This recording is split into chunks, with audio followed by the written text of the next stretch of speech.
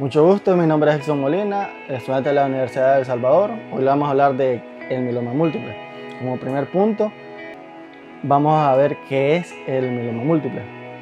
Se dice que el mieloma múltiple es un tipo de cáncer que comienza desde la célula de la plasma, que estas son prácticamente una parte o un tipo de los glóbulos blancos que ahí mismo se alojan dentro del sistema inmunitario, que forman parte del sistema inmunitario. El sistema inmunitario se encarga prácticamente de proteger contra gérmenes y sustancias tóxicas al cuerpo. Ya de ahí, al pasar el tiempo, las células del mieloma múltiple se agrupan todas entre sí y se van alojando dentro de la médula ósea y dentro de los tejidos sólidos del hueso. La causa no se conoce una causa exacta, pero es más común o más frecuente en personas con edad avanzada, ya que no hay un factor genético o hereditario que contribuya a la aparición del mieloma múltiple. Inclusive se sigue investigando hoy en día porque lo relacionan con que el paciente o el usuario esté cerca o de agentes tóxicos muy continuos. Existe una tendencia muy leve dentro del desarrollo familiar, puesto que las probabilidades son muy bajas y aún no se dispone de datos o test que aprueben o comprueben esta patología. Incluso en el caso del mieloma múltiple, hay una pequeña incidencia dentro de una misma familia. Se puede decir que toda la familia está cerca o están expuestos a un ambiente continuo de ambientes tóxicos.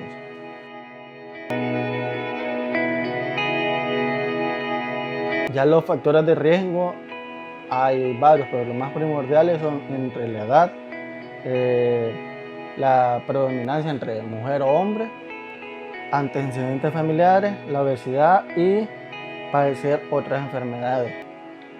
Ya lo que se puede decir dentro de la edad es que aumenta a medida la persona envejece.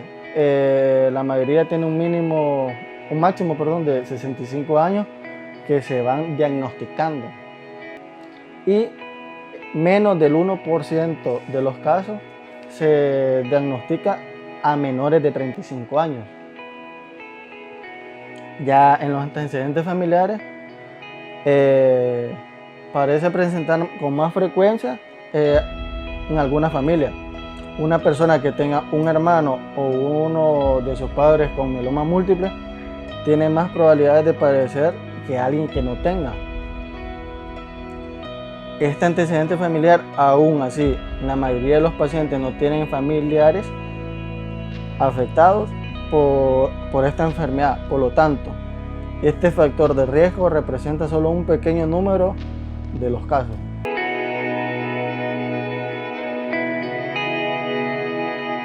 Los síntomas y las manifestaciones, más que todo son dolores óseos, bajo recuento sanguíneo, hipercalcemia, problemas renales, infecciones son las más primordiales.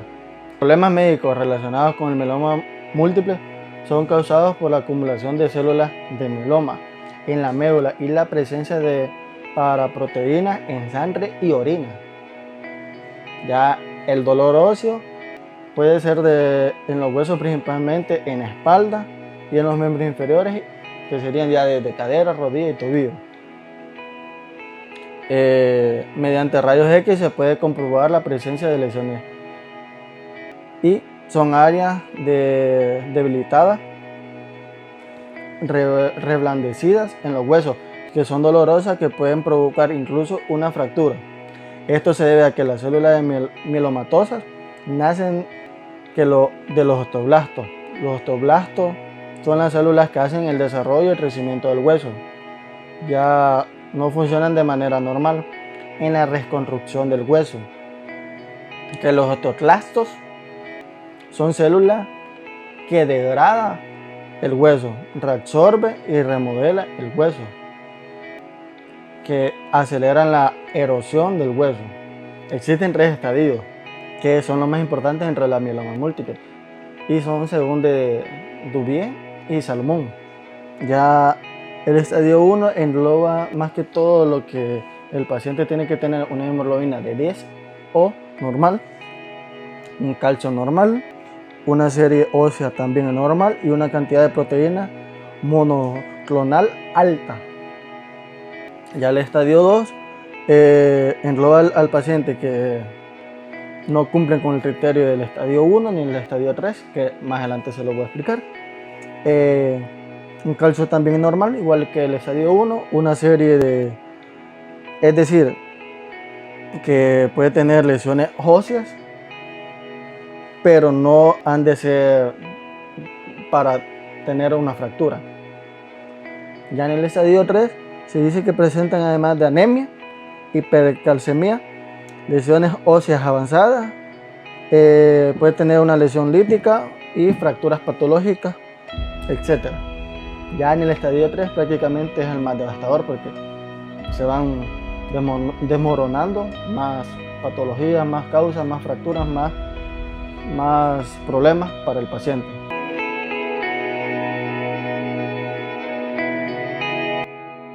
Es de tener en cuenta que antes de iniciar los ejercicios, todo tratamiento va a ser con el fin de ser adaptado según la necesidad del paciente o del usuario y a tolerancia de él. Ya en el primer ejercicio va a ser respiratorio, va a ser una inhalación y una exhalación, y se va a mantener el aire por 3 segundos o 5 segundos. El proceso de respiración se divide en 2 fases distintas: la inspiración, que es una inhalación, y la expiración, que es una exhalación. Durante la inspiración, el diafragma se contrae y baja, mientras que los músculos entre las costillas se contraen y suben. Esto aumenta el tamaño de la caja torácica y reduce la presión arterial. Como resultado de eso, el aire se precipita hacia adentro y llena los pulmones. Durante la expiración, el diafragma se relaja y el volumen de la caja torácica disminuye, a la vez que la presión dentro de esta aumenta. En consecuencia, los pulmones se contraen y el aire es expulsado hacia afuera. Vamos a meter el aire por la nariz. Lo vamos a mantener de 3 a 5 segundos el aire. De la misma vez que metemos el aire por la nariz, nuestro estómago, nuestro diafragma se va a inflar. Y después de los 3 a 5 segundos sacamos el aire y el estómago va a volver a su tono normal. Lo vamos a hacer estos ejercicios de 2 a 3 veces, o dependiendo de la tolerancia del paciente, que sería, puede ser, aumentar. Esto más que todo son para relajar y estimular a los músculos y prepararlo para los ejercicios. Ya el segundo ejercicio sería de elongación o estiramiento. Iniciaríamos con el tronco. Se empezaría a hacer una flexión. Después se empezaría a hacer la extensión del tronco y faltarían 2 para terminar lo del tronco, que serían ya las inclinaciones laterales, izquierda y derecha, y rotaciones de tronco, izquierda y derecha. Seguidamente pasaríamos a los miembros inferiores, donde empezaríamos con la cadera. Empezaríamos primero con una flexión y una extensión de cadera. Seguidamente hiciéramos una ABD y una ADD, una abducción y una aducción de cadera. El siguiente sería una rotación interna y una rotación externa de cadera. Ya de ahí pasaríamos a la rodilla, que haríamos una flexión y una extensión de cadera. Vamos a hacer los ejercicios de tobillo, de flexión, una extensión, una inversión o una eversión, una abducción o una aducción de tobillo.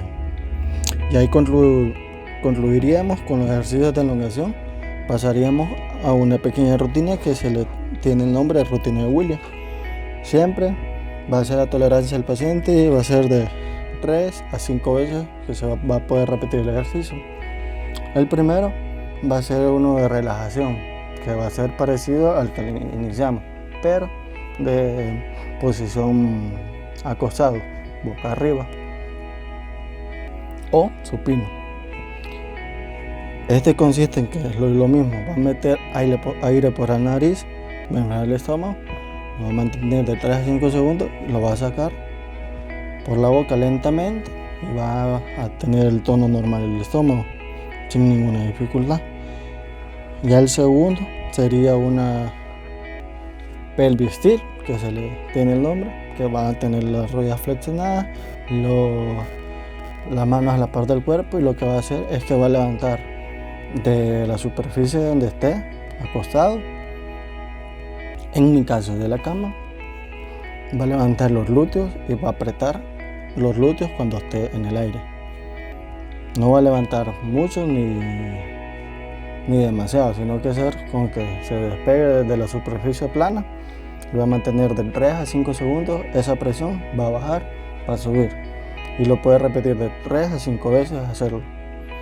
Ya el tercero sería de una flexión alterna de rodilla, que igual va a tener la rodilla flexionada, la misma postura, y lo que va a hacer, va a llevar su rodilla derecha hasta el pecho o hasta donde llegue, y va a hacer una pequeña presión de 3 a 5 segundos igual, suelta, vamos con la rodilla izquierda, la va a llevar hasta el pecho o hasta donde alcance, y va a tener una pequeña presión de 3 a 5 segundos.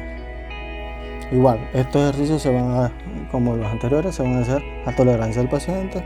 Igual se va a hacer de 3 a 5 veces, y si puede ir avanzando, ir mejorando la resistencia, mejor. Ya el siguiente sería rodillas juntas, que va a ser parecido al anterior, pero ahora con las dos rodillas juntas.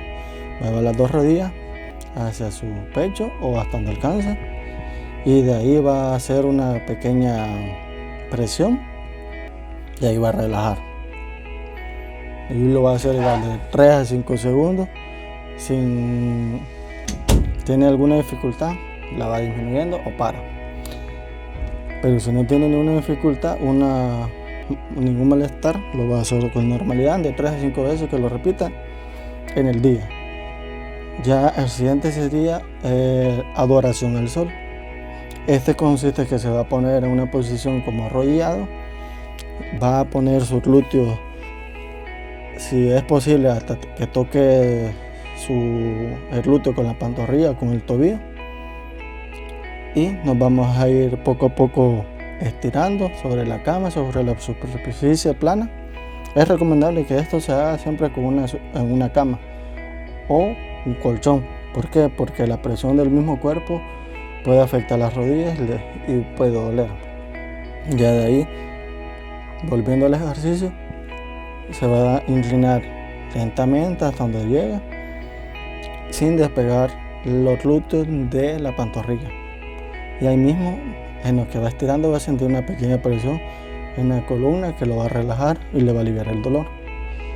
Ya en el último sería gato camello. Este consiste en que va a poner una postura de gateo, lo que va a hacer que va a erizar como que fuera un gato. La espalda la va a hacer como una pequeña curvatura, y eso mismo la va a mantener de 2 a 3 segundos. Va a meter la cabeza dentro de sus hombros y va a levantar su tronco, su tórax. De ahí va a volver, baja a la postura normal y va a hacer una curvatura, pero ahora para abajo, que va a inclinar la cabeza para arriba, va a levantar los glúteos y va a meter su tronco, su tórax, su pecho dentro de se podría decir, de la parte baja, y va a hacer una pequeña curvatura. Igual como los ejercicios anteriores, lo va a hacer a tolerancia del paciente.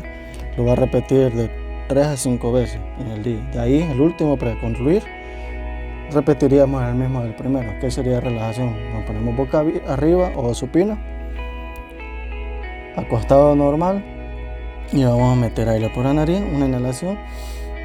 La vamos a mantener y vamos a sacar el aire después por la boca, lentamente. Y siempre el estómago, cuando metamos el aire por la nariz, nuestro estómago tiene que inflarse. Cuando saquemos el aire por la boca, nuestro estómago vuelve a su normalidad. Esto ha sido todo lo poquito o mucho que podríamos haber investigado sobre el mieloma múltiple. Esperamos que le hayan sido de bastante utilidad la información y los ejercicios. Y muchas gracias por ver el video.